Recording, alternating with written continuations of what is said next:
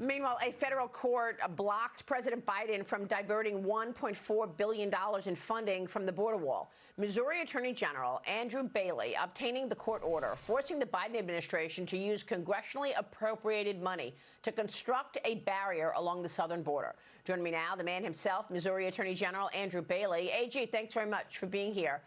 We so appreciate it. Look, the Biden administration has been blowing off the Supreme Court from day one. Do you think that this is actually going to stick? Yeah, I think so. This is a huge win in the fight to secure our southern border. Look, the Biden invasion has made Missouri communities less safe. We've suffered more than 1,100 incidences, known incidences of human trafficking in 1 year, more than 1,500 deaths from fentanyl exposure, 43 innocent children who've lost their lives from accidental fentanyl exposure. This is a crisis of epic proportion. And at the end of the day, Congress makes the law, and the president is tasked with enforcing those laws under our constitutional system. So this lawsuit was really critical in forcing his hand to do his job and stop wasting the taxpayers' dollars, build the border wall that Congress appropriated the money for. Yeah, the other thing is that we've now learned that border walls work. I mean, you know, some kind of a barrier works. Look what's going on in Texas right now, where Governor Abbott put up that razor wire, and all of a sudden the apprehensions have plummeted. And now, you know, the illegal migrants are moving to San Diego and they're moving to Arizona. It hasn't stopped the migration, but it certainly has slowed it down in that El Paso area.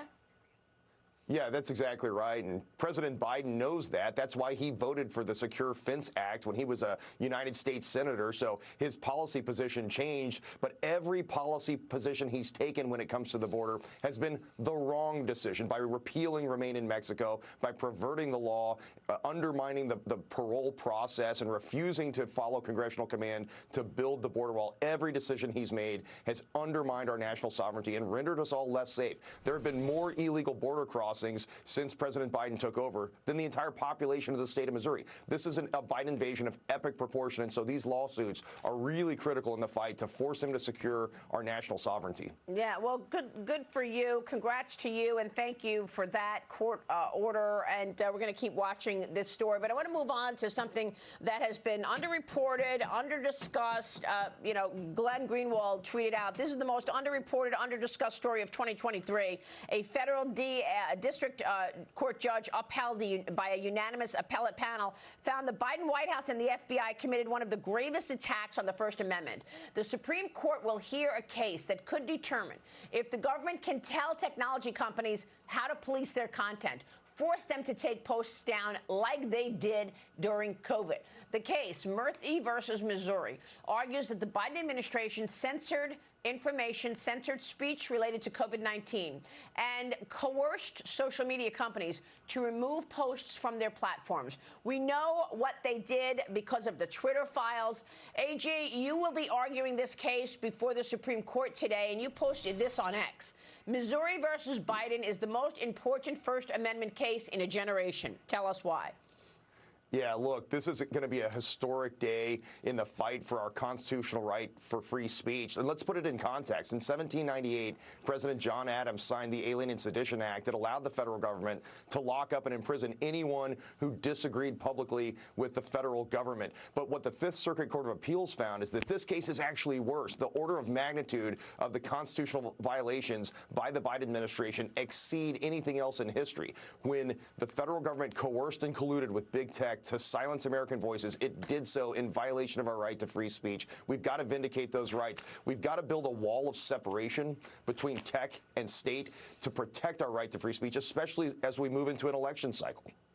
I mean, there were so many things that were censored. And I remember during that time when I had guests on who were sure that COVID came from the Wuhan lab, that it leaked, whether it was a mistake or not, from the Chinese Communist Party. It leaked from that Wuhan lab.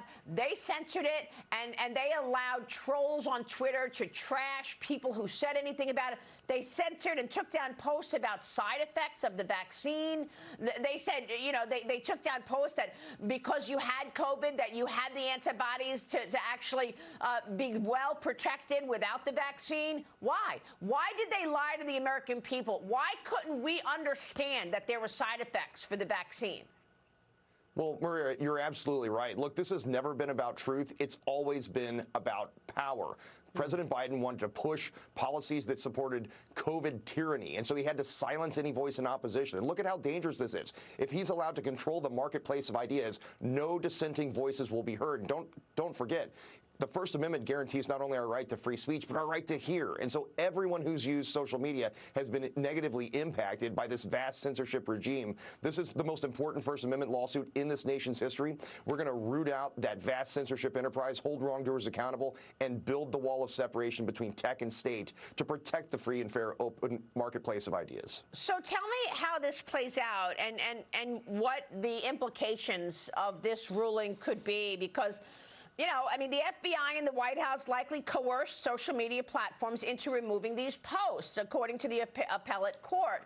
And we know, because of the Twitter files, that there were 1,000 people with their own agenda working with social media, 1,000 people from various federal agencies. It was a whole of government approach. Whether you were HHS, DOJ, they were censoring information, according to the Twitter files.